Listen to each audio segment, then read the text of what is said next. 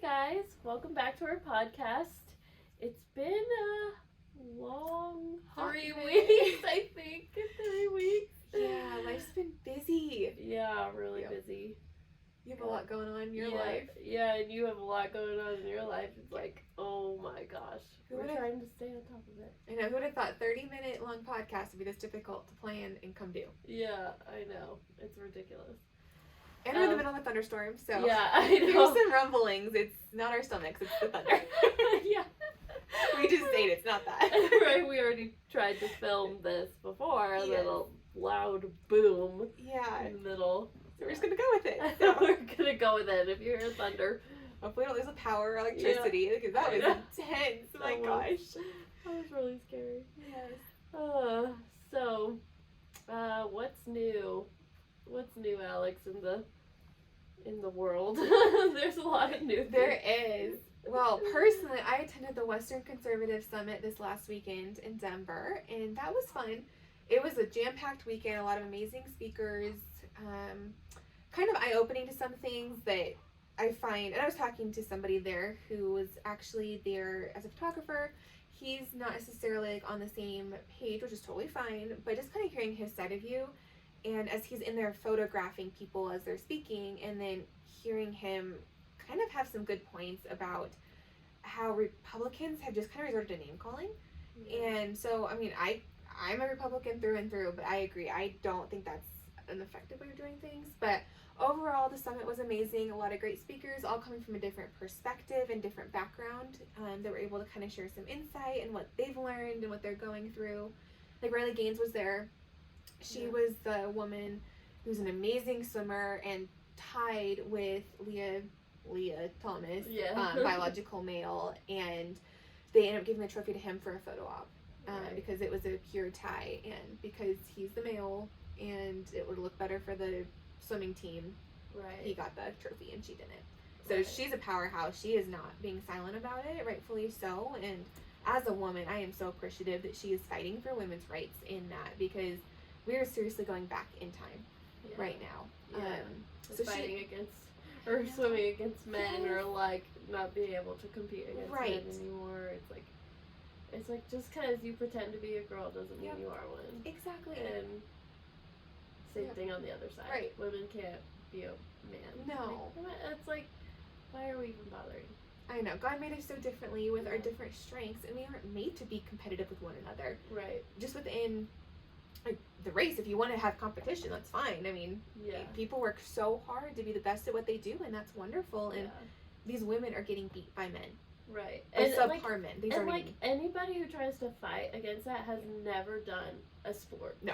Has never worked hard for anything in their life. No. Like, nothing. No. And it's like, I could say that for like a lot of liberals. Like, I don't know very many liberals who have done super like competitive things besides people who are well known in the you know, in the sport industry, and they're like pretending to be good with the trans movement. Like I don't even think they are. Like deep down inside, like it's more of like a oh, just do it so people accept you. Yeah. But like you can't be supportive of that, because then you're going to be eventually, or maybe your children are going to be going up against a biological male. Yeah.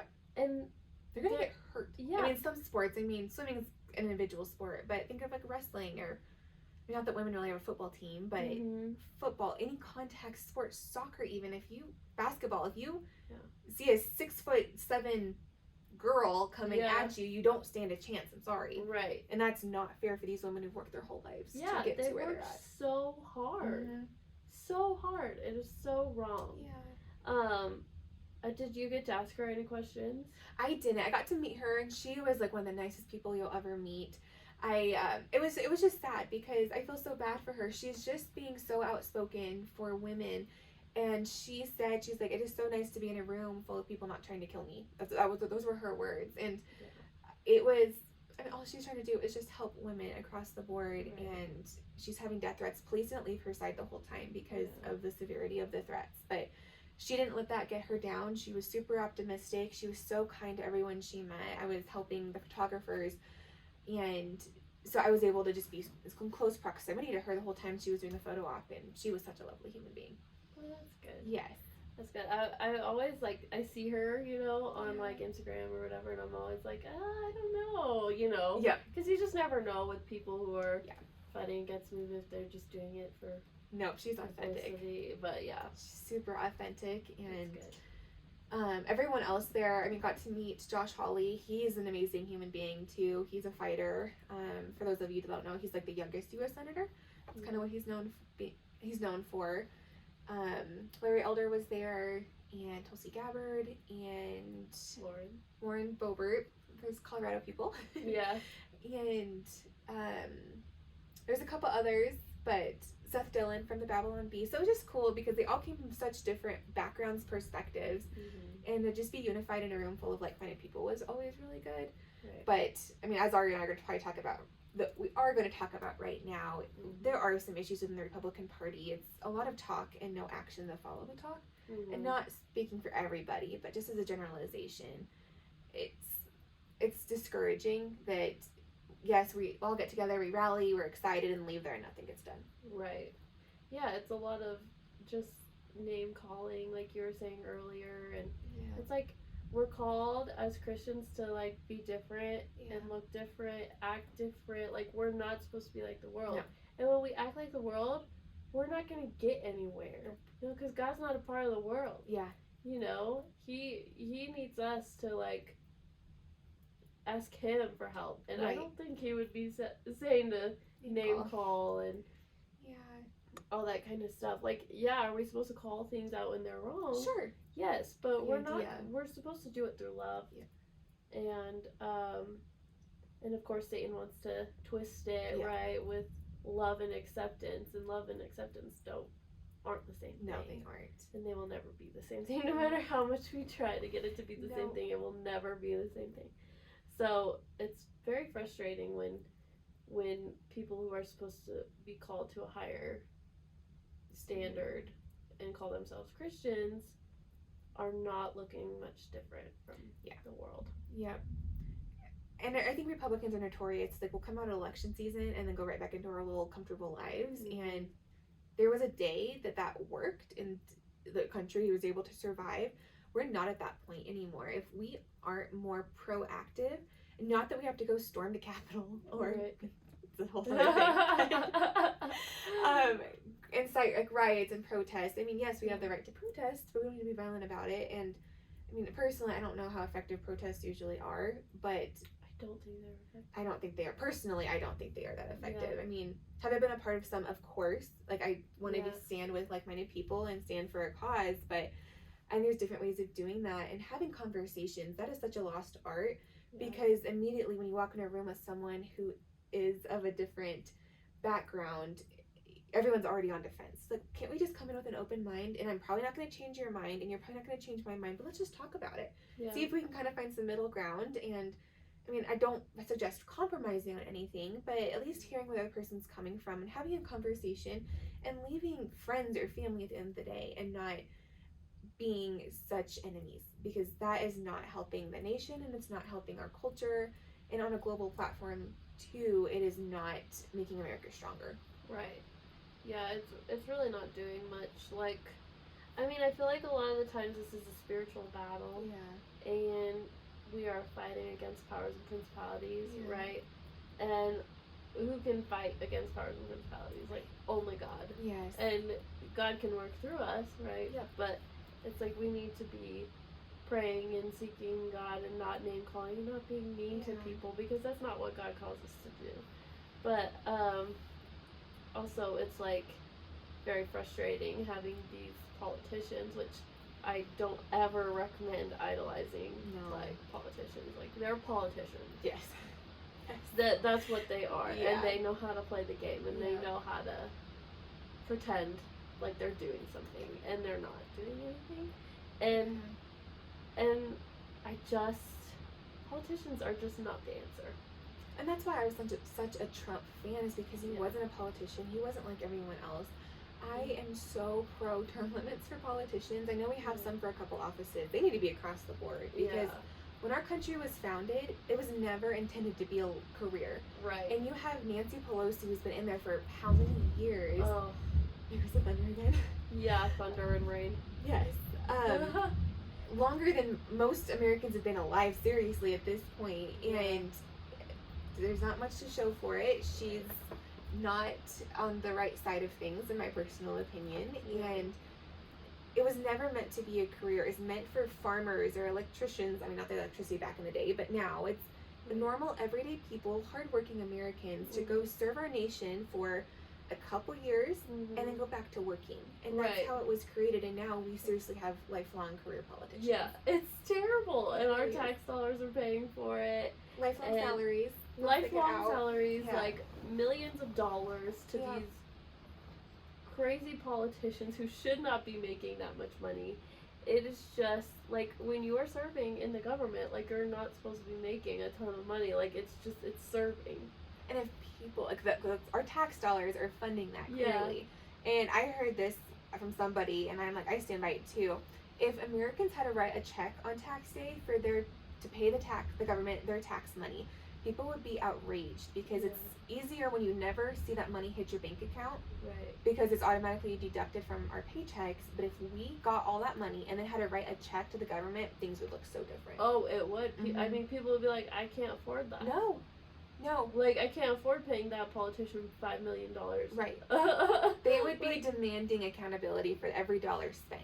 Yeah. And you're writing 20, 30, 40, 50, 60, 70 grand in checks depending on how much you make, because it's a huge chunk of change that we are paying to the government. And it's easy when you never see that money in your bank account. But when you see that money and you realize it's your money to spend however you want to, but then have to still write a check, I think life would look a lot different. It would.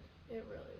I wish that's kind of how it went, because then people would probably fight this tax thing more. Yeah, our politicians are making six figures even after they're out of office. Yeah. I mean, people don't realize that it's a lifelong, it's a good gig, honestly. Right. If you wouldn't want to go run for office to get paid that kind of money for the rest of their life. It's just supposed to be a serving time. And not a political, like, just not like a lifelong job. Because I mean, our founding fathers knew that would happen, right? Because that's what happened to them. Monarchy, Yeah, it's like... it was lifelong. Because it's a monarchy, you're king for life until you die, and then your successor takes over. And they fought against that. And you had to... They fought against... What was it, the tax then? Yes! It was like 2%. Right. They were like, absolutely not. They didn't want to pay 2%. How much do we pay now? 15's cheap. 15% is cheap in this day and age. Oh my gosh. It's just like ridiculous. I'm like, what is happening? So I wish true American history was taught. World history, I should say, because world history shaped American history.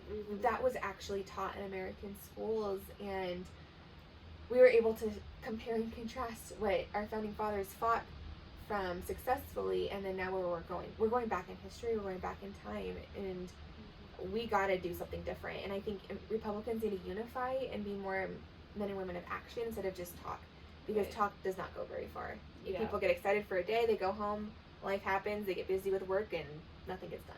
Right. Yeah. And you look at the fruit of the politicians, and you're like, I don't see much fruit. No. I don't see much goodness coming out of your life. And if you really were doing things for the Lord will take care of you. So, I don't know. I just find that interesting.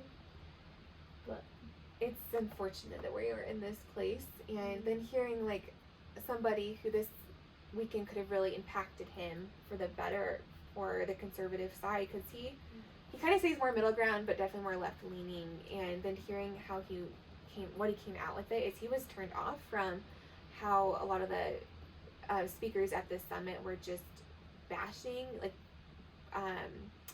Democrats personally instead of it just talking about the issues. And I think talking about the issues is more effective any day of the week than just resorting to name calling. Right. Because then you have no argument. Like, seriously, it looks petty when you're saying, well, you're a bigot, you're a racist, you're whatever. Instead of like, okay, you support defunding the police, let's talk about this. What are the statistics? What can we do about this? But if you're just saying you're racist because you support the police, that's not going to help anybody. Right. Yeah, we just need, it's like, what are the facts? Like, Yes. people are not even looking at the facts. No. They're all emotional. Yes. And once a politician gets emotional, they look stupid. Yeah. You know? It's like, it's not effective. Yeah. It's like you look like you don't know what you're doing. You Right. got emotional. Right. You're just stick. Like, my husband always says, when he watches, like, videos online, and he's watching, like, interviews, you know, between a politician and, like, a news person or whatever, he's like, okay, good question. Now stay with the question. But then the politician on stage will always try to kind of, like, move around the Political answer. yes. That's true. And, like, and then it's like, no, answer my question. Yeah. Like, don't get emotional about it, right? If you get emotional about it and you try to fight back and forth Yeah. about what they're saying, that's what they want you to do. And then you have nothing to stand on. Right. But it's like, if you stick with your first question that they can't answer, then that's more effective, because then you, instead of you looking dumb because you got emotional about it, and they could turn around on you in 2 seconds right when you get emotional. Right. You just stick with the question, and you keep asking the question, and then you keep showing them that they can't answer the question. Yep. And that is the best way to do it. Right. Make them look like they don't know what they're doing. Right. Yep. Instead of making them look smarter. Sure. Because they know how to kind of swerve around some questions. Right, and get you hot and emotional. Mhm. And, Mhm. that's true. So I'm always like, that's a really good point. We gotta, like, just, instead of, like, getting emotional with their answers, Yeah. just be like, well, you didn't answer my first question. Right. That's true. So it's like, that's how you kind of win with conversations and win with arguments, is just keep asking that first question. Sure. And they won't be able to answer. Right. Because they can't.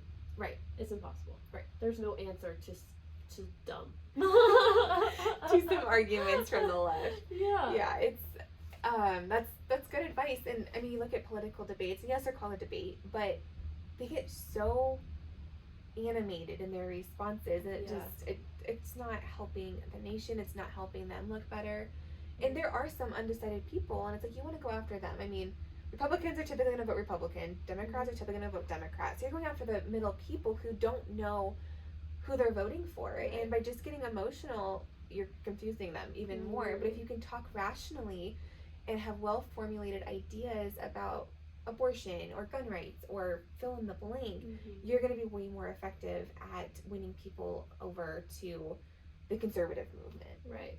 And that's what the conservative movement can be good at, is we're more honest and more fact-oriented. We're very fact-oriented. Right. So you know the facts. Right. Right.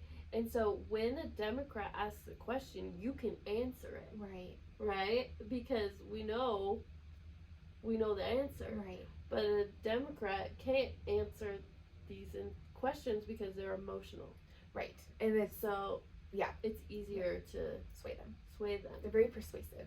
Yeah. I mean, because if you hear of emotional. Yeah, they pull at your heartstrings because, I mean, I don't know if we talked about this on the podcast before. I know we talked about it personally.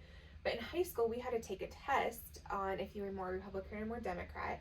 And the way they formulated the questions couldn't be further from the truth, because it was literally as bad as, do you like old people? Do you not like old people? Yeah. And if you said you like old people, you are a Democrat. If you say you don't like old people, you're a Republican. Right. That is not true. That is it's deceiving, obviously. Yeah. We have different ideas on how to address certain issues, but it doesn't mean that we're against old people or we're for old people. Right. Or do you care about people? Like, I just remember that one question. Yep. I remember, do you care about people? Yep. Or do you not care about people? I wish I would have taken a picture of that test. I thought we were getting it back. And of course not. They don't give those back to you. No, they don't give them back. No. But it's like, if we took it, like, how many other people took this test? And then I know, like, one girl that was like, I had no idea I was a Democrat. Yeah, I know it too. And then I had to be like, no. Yeah. Just because you care about someone doesn't mean you're a Democrat. I know. I saw right through the test, and of course I knew what they were trying to get you at. So like I knew what I believe at 15, and so I acted like I hated people, apparently. Which is not true. Just to score higher on the conservative. So funny. Me too. We're like the same person. We were going through the same thing. Yes. Like, well, it's gonna look like I hate people. I But hate people. I hate old people. I was not gonna come out as a liberal from that test. That is so funny. I totally saw past that. I was too. so mad that day, and I so wish I would have taken a picture. Because I talk about that all the time, but it's only like that one question about the old people that really stood out to me. Like, do you care about do you care about Yes, people and then yeah, the old people yeah. for you? Yeah. So funny. like, okay, seriously, okay. So I know politics aren't talked about in some households. We were fortunate that was like a dinner table conversation. Right. So we were very familiar with it, but Yeah. for those who don't know, I mean, if you want to do a test, at least have it be fair and show both sides equally. Don't have it be swayed where you either love people or hate people. Like, Mhm. we're not, obviously, the education system has a lot of work to get better, and it's literally like a machine pumping out like robots Yeah. of us thinking a certain direction and not free thinkers, because Yeah. I know like in our But parents, they think that they're free thinkers. right, but They they're think not. that they're so out there with I their know. thinking, but it's you have no idea how robotic you are right No. now. Because in the modern day education system, you're taught what to think, not how to think. Right. And our parents, that was different. I mean, my dad and I, we don't see eye to eye on the education system. He's very conservative, but he's very pro-education. And is education beneficial? Yes, but not how it is right now. And Right. so, and he's coming at it from a perspective when he was in school, which he's right. When he was in school, it was very different. But Mhm. when I was in school, it did not look like how it was when he was in school. Right. And it needs to change drastically, because Yeah. our country is not headed in a good direction. I'm very optimistic about the outcome Yeah. of our country, but at this rate, we are teaching kids to think only one way, Right. and there is Yeah. two ways of thinking. Yeah. And I if you know. present all the facts, if you still choose to be a liberal, that is your choice. I am very I'm not going to tell you what to think. Do I agree with you? No, Mhm. but at least present the both sides equally and not have a biased test. Right, or and not education be system. emotional Yes, about yep. it. Give me the facts. Yep. Can you give me the facts? Right. No one can give me the facts Yeah. now. Every liberal is just emotional. When you talk about going back to the police brutality thing, there are more white unarmed men killed every year by police officers than black. Yeah. But yet, if you look at the news, if you look at society, that they don't think that's true. But if you look at the facts, that is the truth. There is, I think it's more than double the amount of unarmed white men shot every year by police than Right. blacks. Right. It's true. It's the facts. Yeah. Well, and I just love I like them talking about it because it's what is going on in the black community. Yeah. Because there's this video I was watching earlier, and this girl was like, there's more black people in prison than white people, right? And so but the general population of black people is less than white people, Right. right? And then also, what is happening with that? Yeah.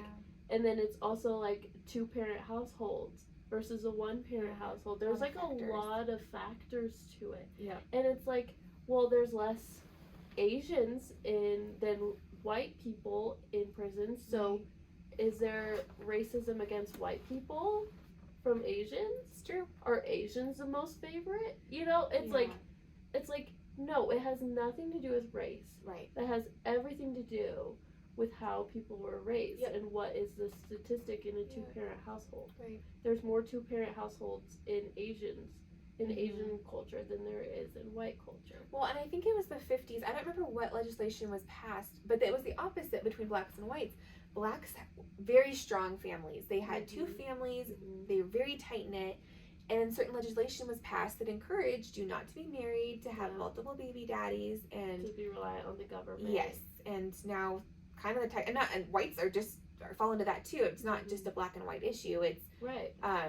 it's just a society issue. But unfortunately, the law has changed where it doesn't favor 2-parent households. Right. Just not biblical. It's Yeah. not setting up a kid for success. There's a lot of issues with that. Right. So I don't think it has anything to do with race. No, I don't It either. has everything to do with family dynamic Yeah, I and agree. how that is going. A mom and a dad. Yes.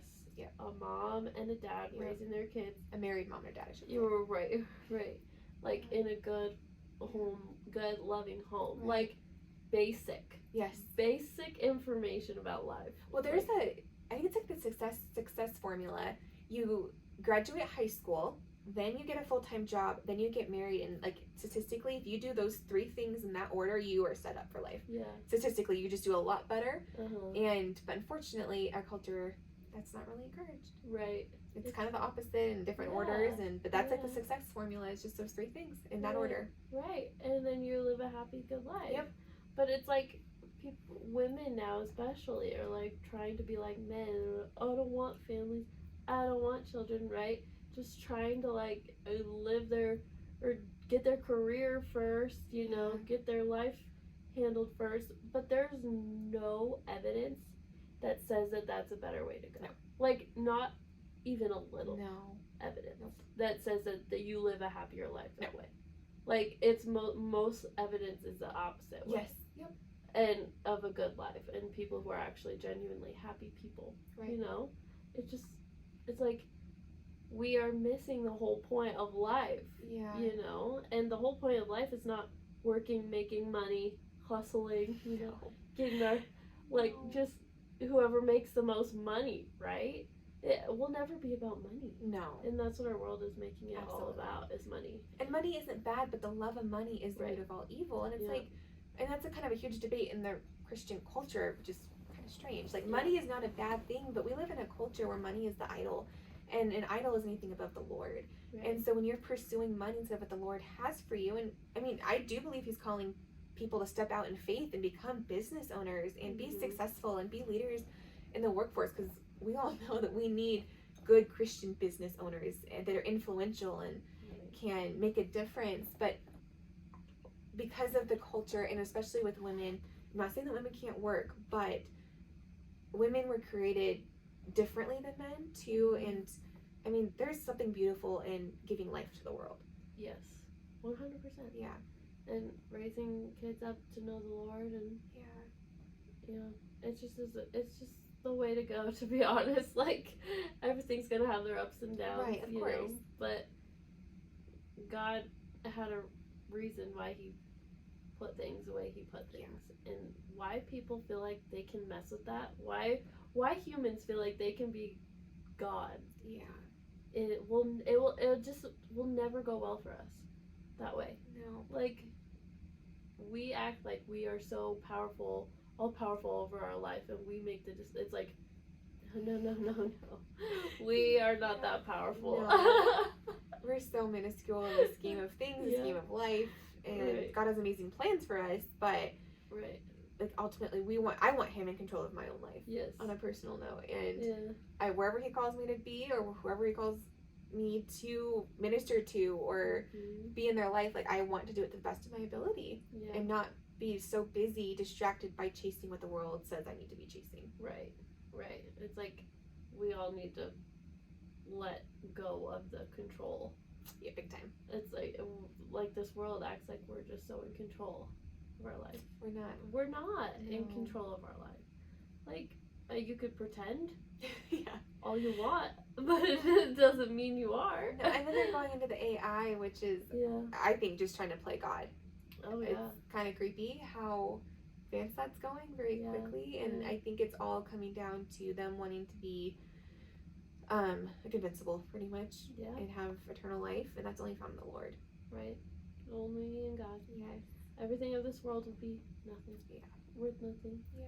We will hopefully be in God's hands, and everything down here won't come with us. No, and it doesn't mean we just go through life though, like, it doesn't matter. It's like we are Right. called to this earth for such a time as this, and Mhm. making a difference for the Lord and trying to reach as many people as we can. And but in the scheme of things, our time here is just a blip in eternity, and we're living for eternity, and we just have limited time here to Mhm. be obedient to the Lord and not fall into the ways of the enemy. Yeah. Yep. I don't know what God has in store for I'm still optimistic. this world, but Yeah. we'll see. But there will come a day though where, I mean, if you're Revelation, there's obviously going to be a day where it's not going to get better. I don't think we're Right. quite there yet. I know some people do. I personally think we have some time. Do you? I do. Do you? I do. Billy and Soul Harvest. And he's coming back for a church, like the bridegroom, and our Yeah. American church is not church in general, not even just American church, Right. has a long way to go. Oh yeah, for So, sure. like, I think- mean, there's like pastors that are coming out as pastors, right? And they're getting lots of followers on Yeah. Facebook and Instagram.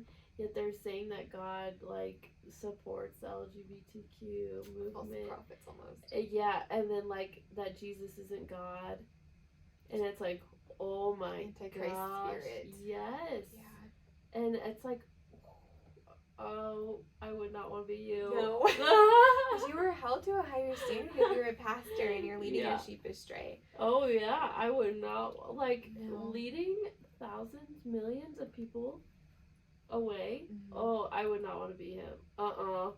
No. And like, there was another church that had a member of the LGBTQ, whatever, the alphabet soup, and do communion up in church. Oh. And the next day, lightning struck the church and burned it down. Like, coincidence? I don't know. Oh my goodness. Yeah. I do still think we have hope. I mean, obviously we will always have hope in the Lord, but I'm still optimistic. I think things are going to turn around. I don't know when, but I do think we have some time before the rapture happens. But we have some time. yeah, We but have- I don't wait like thinking we have time. If right, you right, aren't like sure it could we're- be tomorrow. it could, for all we know. Yeah, Yeah. but live your life like it could be today or tomorrow. Yep. Don't wait for. Don't Yeah. procrastinate. Getting right with the Lord and giving your life over to the Lord. Mm, being on fire. Yeah, because The it's Lord. worth it. Your life gets yes, it gets harder in some aspects, but it's so worth it Yeah. because He's right there with you, and you have that hope and joy in the midst of any circumstance that comes your way. Right. Yeah, it's true. It's like, it's funny because it's like, he said that it wouldn't be, like, it wouldn't always be Mm-hmm. easy, you know, but with him, we'll be at peace. Yeah, I wouldn't have my life any other way. I Right. can't imagine my life without the Lord. Yeah, I know. It's like, get to know the Lord. He loves everybody. He loves you. And love and acceptance is not the same No, they thing. Like, if we learn anything today, love and acceptance is not. Very different. Yeah. Well, I think we got a lot of squirrels on that Yeah. this podcast, but We did. yeah, thanks for watching and thanks for the support, and we greatly appreciate you. Yeah, and please like, share, comment, subscribe, All the good things. all the good things. Like, yeah, the more you share, the more you like, the more we get out there. So, yeah. All right. Thank Thanks, you. guys.